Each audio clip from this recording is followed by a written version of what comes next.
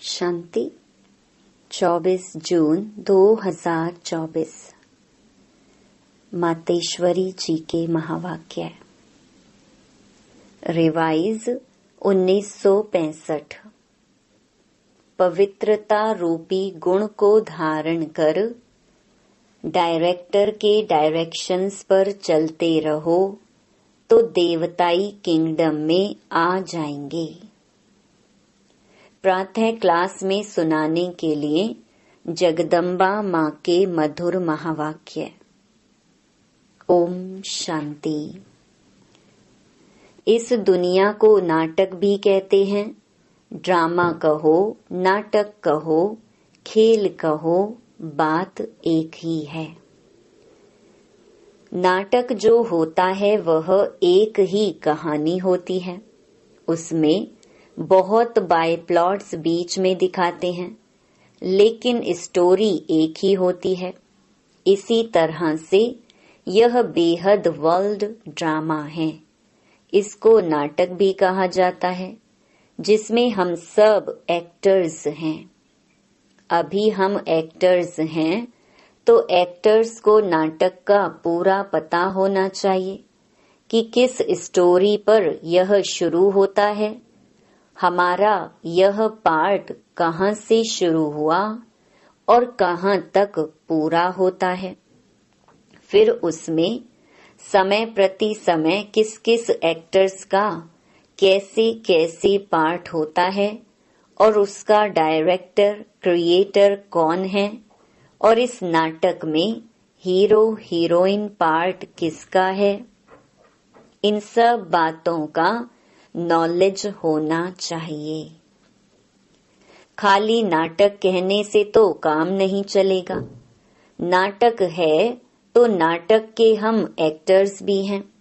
अगर कोई ड्रामा का एक्टर है और हम उनसे पूछें कि इसकी क्या स्टोरी है, यह कहाँ से शुरू होता है, कहाँ पूरा होता है, अगर वो कहे हमें मालूम नहीं है, तो इसको क्या कहा जाएगा? कहेंगे इसको इतना भी पता नहीं है। कहता है मैं एक्टर हूँ। एक्टर को तो सब बातों की जानकारी होनी चाहिए ना। नाटक शुरू है तो उसका अंत भी जरूर होगा। ऐसे नहीं शुरू हुआ है तो चलता ही चलेगा। तो इन सब चीजों को समझने का है। इस बेहद के नाटक का जो रचयिता है वो जानता है कि किस तरह से इस नाटक की शुरुआत हुई, इसमें मुख्य मुख्य एक्टर्स कौन हैं और सभी एक्टर्स में हीरो एंड हीरोइन का पार्ट किसका है। यह सब बातें बाप समझा रहे हैं। यह सब नॉलेज जो रोज क्लास में आते और सुनते हैं वो समझते हैं। उन्हों को मालूम है कि इसका पहला डायरेक्टर और क्रिएटर कौन है। क्रिएटर कहेंगे सुप्रीम सोल, परम पिता परमात्मा को, लेकिन वह भी एक्टर है। उनकी एक्टिंग कौन सी है? डायरेक्टर पन की। वह एक ही बार आकर एक्टर बनता है, अभी डायरेक्टर बन करके एक्ट कर रहा है। वह कहते हैं इस नाटक की शुरुआत मैं करता हूँ। कैसे? जो प्यूरिफाइड सतयुगी दुनिया है, जिसको नई दुनिया कहते हैं, वह न्यू वर्ल्ड मैं क्रिएट करता हूँ। अभी आप सब जो भी पवित्रता को धारण करके डायरेक्टर के डायरेक्शंस पर चल रहे हो, वह सभी एक्टर्स अभी प्यूरिफाइड बन रहे हैं। फिर इन्हीं एक्टर्स के द्वारा अनेक जन्मों का चक्कर चलना है। यह बाप ही समझाते हैं कि अभी पवित्र हुए मनुष्य दूसरे जन्म में देवताई किंगडम में जाएंगे। वह किंगडम 2 युग सूर्यवंशी चंद्रवंशी रूप में चलती है। फिर वह सूर्यवंशी चंद्रवंशी एक्टर्स का पार्ट जब पूरा होता है तब फिर थोड़ा नीचे गिरते हैं अथवा वाम मार्ग में आते हैं। फिर दूसरे धर्मों का टर्न आता है। इब्राहिम, बुद्ध, फिर क्रिश्चियन, यह सभी धर्म स्थापक नंबरवार आ करके अपना अपना धर्म स्थापन करते हैं। तो देखो नाटक की स्टोरी कहाँ से शुरू हुई, कहाँ पूरी होती है। उसके बीच में यह दूसरे दूसरे बाय प्लॉट्स कैसे चलते हैं, यह सभी वृतांत बैठ करके समझाते हैं। अभी यह नाटक पूरा होने पर है। वह नाटक तो 3 घंटे में पूरा होता है, इसको 5000 वर्ष लगता है। बाकी उसमें थोड़े वर्ष हैं, बस अभी उसकी तैयारी है। अभी यह नाटक पूरा होकर के फिर रिपीट होगा। तो यह सारा वृतांत बुद्धि में होना चाहिए, इसी को ज्ञान कहा जाता है। अभी देखो बाप आ करके नया भारत, नई दुनिया बना रहे हैं। भारत जब नया था तो इतनी बड़ी दुनिया नहीं थी। आज पुराना भारत है तो दुनिया भी पुरानी है। बाप आकर के भारत जो अविनाशी खंड है, प्राचीन अपना देश है। अभी देश कहते हैं क्योंकि दूसरे देशों में यह भी एक टुकड़ा हो गया है, परंतु वास्तव में सारी वर्ल्ड, सारी पृथ्वी पर एक भारत का राज्य था, जिसको कहा जाता था प्राचीन भारत। उस समय का भारत गाया हुआ है सोने की चिड़िया। सारी पृथ्वी पर केवल भारत का ही कंट्रोल था, एक राज्य था, एक धर्म था। उस टाइम पूरा सुख था। अभी कहाँ है? इसलिए बाप कहते हैं इसका डिस्ट्रक्शन करके फिर एक राज्य, एक धर्म और प्राचीन नया वही भारत, नई दुनिया बनाता हूँ। समझा? उस दुनिया में कोई दुख नहीं, कोई रोग नहीं, कभी कोई अकाले मृत्यु नहीं। तो ऐसी लाइफ पाने के लिए पुरुषार्थ करो। मुफ्त में थोड़े ही मिलेगी, कुछ तो मेहनत करनी पड़ेगी। बीज बोएंगे तो पाएंगे, बोएंगे नहीं तो पाएंगे कैसे?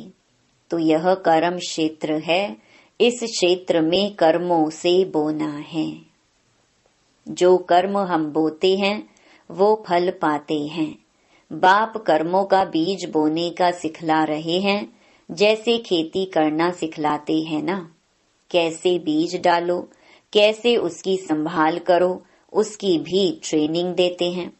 तो बाप आ करके हमारे को कर्म के खेत के लिए कर्मों को कैसे बोएं, उसकी ट्रेनिंग दे रहे हैं कि अपने कर्मों को ऊंच बनाओ।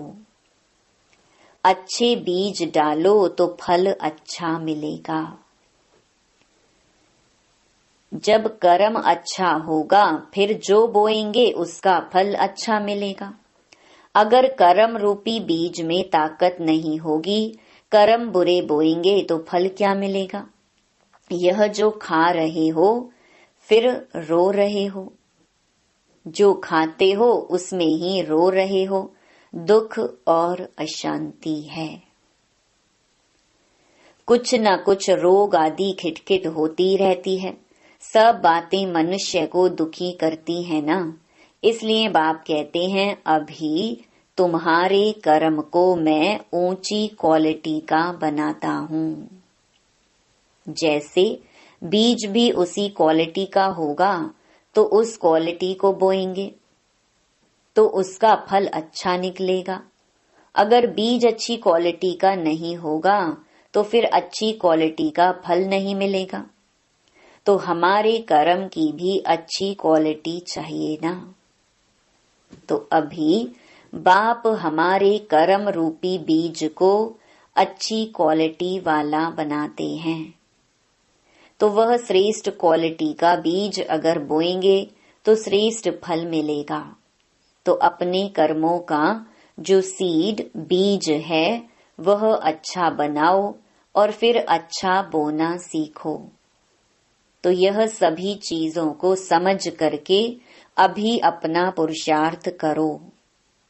अच्छा, अभी 2 मिनट साइलेंस।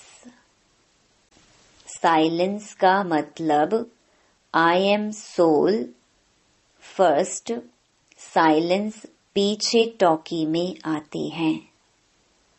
अब बाप कहते हैं फिर चलो साइलेंस वर्ल्ड। तो साइलेंस शांति अपना स्वधर्म है। उस साइलेंस में चलने के लिए कहते हैं इस देह का और देह सहित देह के संबंधों की अभी अटैचमेंट छोड़ो, उससे डिटैच हो जाओ। सन ऑफ सुप्रीम सोल, अब मुझे याद करो और मेरे धाम में आ जाओ। तो अभी चलने का ध्यान रखो, अभी आने का नहीं ख्याल करो। अंतमति सो गति। अभी कोई में भी अटैचमेंट नहीं। अभी तो शरीर की भी अटैचमेंट छोड़ दो। समझा? ऐसी अपनी धारणा बनाने की है। अच्छा, अब बैठो साइलेंस में।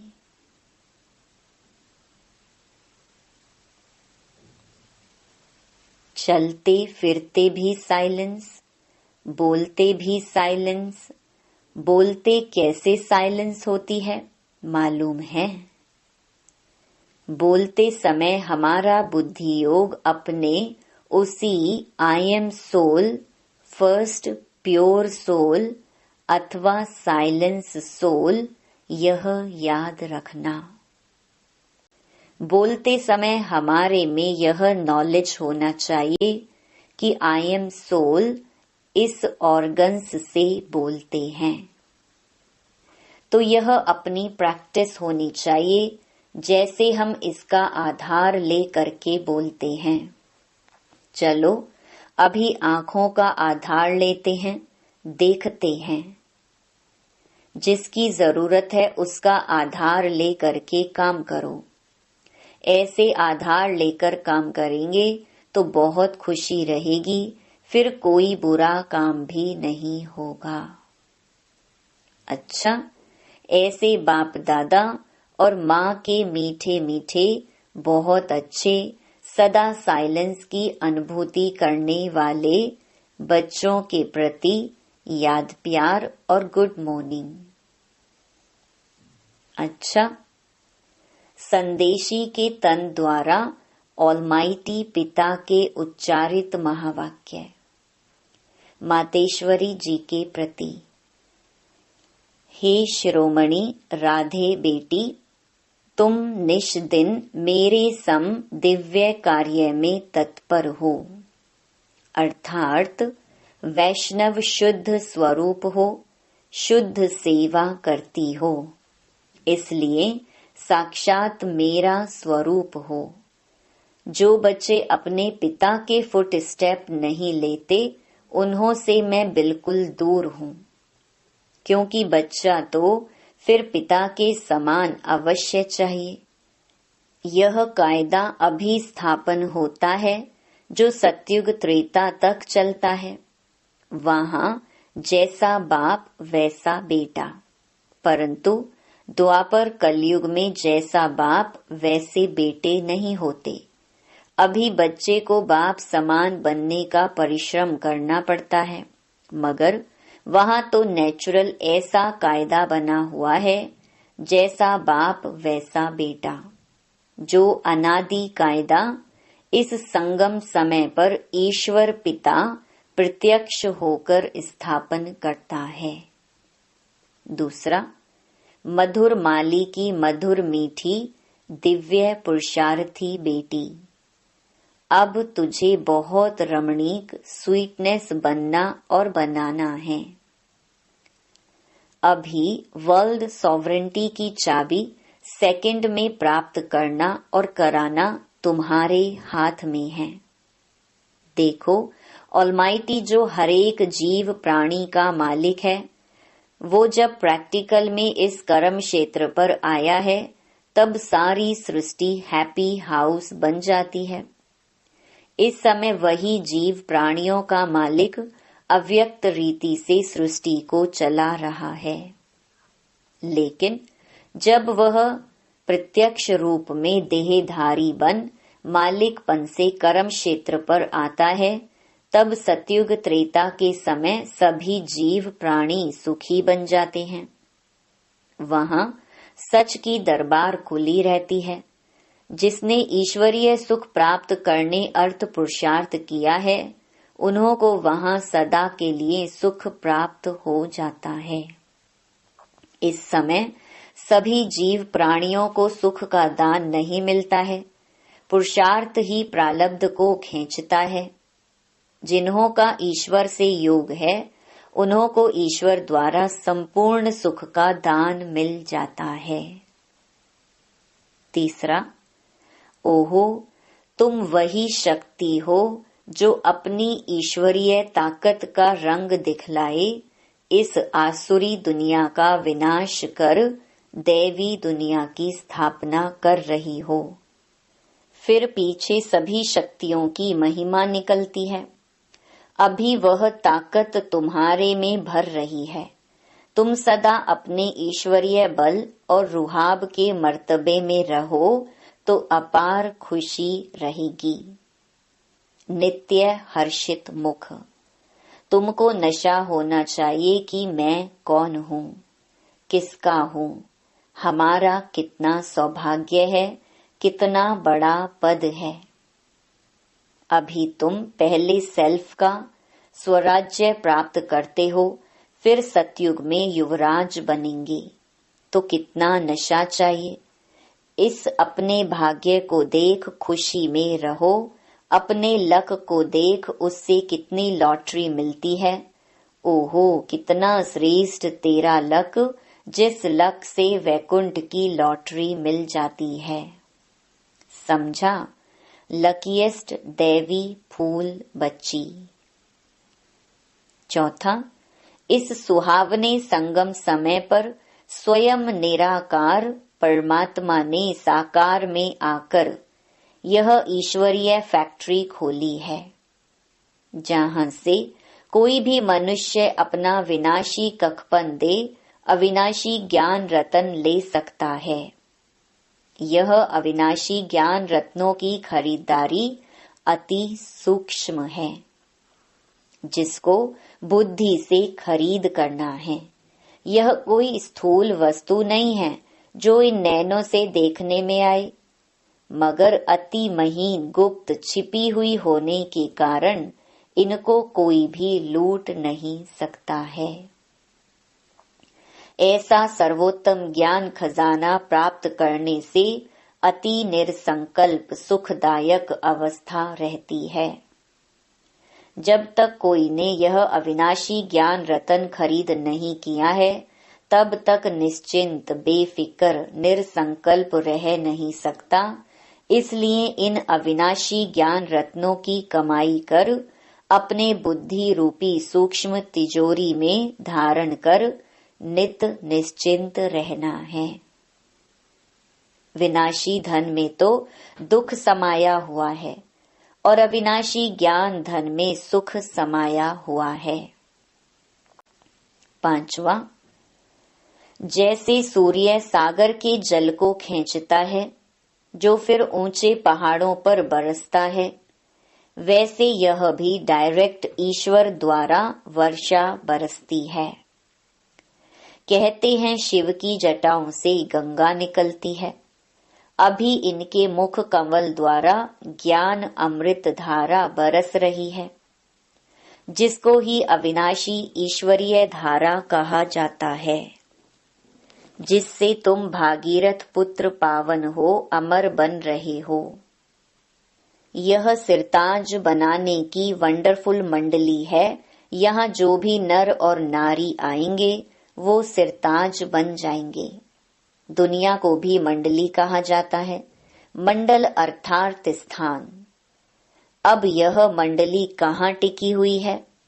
ओम आकार में अर्थात अहम स्वधर्म में, और सारी दुनिया स्वधर्म को भूल प्रकृति के धर्म में टिकी हुई है। तुम शक्तियां फिर प्रकृति को भूल अपने स्वधर्म में टिकी हुई हो। छठा, इस दुनिया में सभी मनुष्य निराकार ईश्वर को याद करते हैं, जिसे अपने नैनों से देखा भी नहीं है। उस निराकार में उन्हों का इतना अति प्यार रहता है, जो कहते हैं, हे ईश्वर, अपने में मुझे लीन कर दो। परंतु कैसा वंडर है, जो स्वयं ईश्वर जब साकार में प्रत्यक्ष हुआ है, तब उनको पहचानते नहीं हैं। ईश्वर के बहुत प्यारे भक्त ऐसे कहते हैं, जिधर देखता हूँ उधर तुम ही तुम हो। भल वो देखते भी नहीं हैं, परंतु बुद्धि योग से यही महसूस करते हैं कि ईश्वर सर्वत्र है। लेकिन तुम अनुभव से कहते हो कि स्वयं निराकार ईश्वर प्रैक्टिकल साकार में यहाँ आए पधारा है। अब सहज ही तुम मेरे से आकर मिल सकते हो, परंतु कई मेरे बच्चे भी साकार में प्रभु पिता को पहचानते नहीं हैं। उन्हें निराकार अति मीठा लगता है, परंतु वह निराकार जो अभी साकार में प्रत्यक्ष है, उसको अगर पहचान लेवें तो कितनी ना प्राप्ति कर सकते हैं, क्योंकि प्राप्ति तो फिर भी साकार से होगी। बाकी जो ईश्वर को दूर निराकार समझते और देखते हैं, जिन्हों को कुछ प्राप्ति नहीं है, वो ठहरे भक्त, उन्हें कोई ज्ञान नहीं।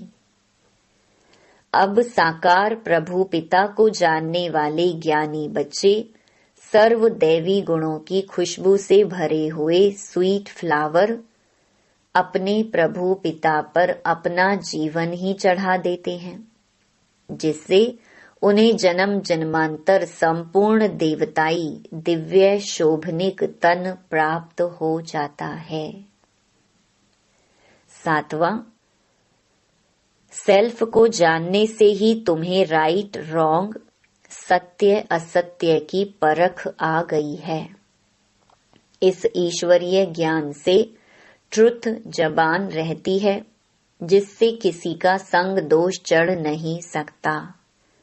संग दोष की छाया उसके ऊपर पड़ती है जो खुद अज्ञान वश है। इस समय ट्रुथ जमाना है ही नहीं, इसलिए किसी की जबान पर भरोसा न रख उन्हों से लिखत लिखवाते हैं। मनुष्यों का बोल अनट्रुथ निकलता है, अगर ट्रुथ होता तो उसके महावाक्य पूजे जाते हैं। जैसे देखो डिवाइन फादर के ट्रुथ महावाक्यों के शास्त्र बने हुए हैं, जिन्हों का गायन और पूजन चलता है। उनके ट्रुथ सत्य महावाक्यों की धारणा करने से ईश्वरीय क्वालिटी आ जाती है। न सिर्फ इतना, मगर कोई तो पढ़ते पढ़ते श्री कृष्ण का, ब्रह्मा का साक्षात्कार भी पा लेते हैं। ओहो, होली हृदय कमल, होली हस्त कमल, होली नयन कमल, बेटी राधे, तेरी सारी काया पलट, कमल फूल सम, कोमल कंचन बन गई है। परंतु पहले जब सोल कंचन बनती है, तब सारा तन कंचन प्योर बन जाता है। जिस होली कोमल तन में ही अति कशिश भरी हुई है। तुम अपने परमेश्वर पिता द्वारा अज्ञान तपत को बुझाए, ज्ञान तेज को जगाए, अति शीतल रूप बन गई हो। खुद शीतल रूप बन फिर अन्य हमजिन्स को भी ऐसी सच्ची शीतलता दान देने अर्थ इस सुहावने संगम समय पर निमित्त बनी हुई हो। तुम्हारे जड़ चित्रों द्वारा भी सारी दुनिया को शीतलता और शांति का दान मिलता रहता है। अभी तुम सारी सृष्टि को सेल्वेशन में लाए, अंत में अपना दिव्य तेज दिखाए, न्यू वैकुंठ गोल्डन गुलशन में जाकर विश्राम करेंगी। अच्छा, वरदान। बाबा शब्द की चाबी से सर्व खजाने प्राप्त करने वाली भाग्यवान आत्मा भव। चाहे और कुछ भी ज्ञान के विस्तार को जान नहीं सकते, वह सुना नहीं सकते, लेकिन एक शब्द बाबा दिल से माना और दिल से औरों को सुनाया तो विशेष आत्मा बन गई। दुनिया के आगे महान आत्मा के स्वरूप में गायन योग्य बन गए, क्योंकि एक बाबा शब्द सर्व खजानों की व भाग्य की चाबी है। चाबी लगाने की विधि है दिल से जानना और मानना। दिल से कहो बाबा तो खजाने सदा हाजिर हैं। स्लोगन। बाप दादा से स्नेह है तो स्नेह में पुराने जहान को कुर्बान कर दो। ओम शांति।